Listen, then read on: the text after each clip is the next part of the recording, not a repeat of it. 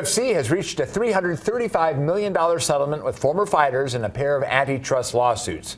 The class action suits were brought by UFC veterans Kung Lee and Cajun Johnson, with more ex-fighters joining as plaintiffs. They allege the UFC attempted to act as a monopoly and limited its fighters' ability to maximize their earnings. Contracts with the organization prevent fighters from competing in rival promotions. The settlement will be paid out in installments. It will still have to be submitted to the court for approval.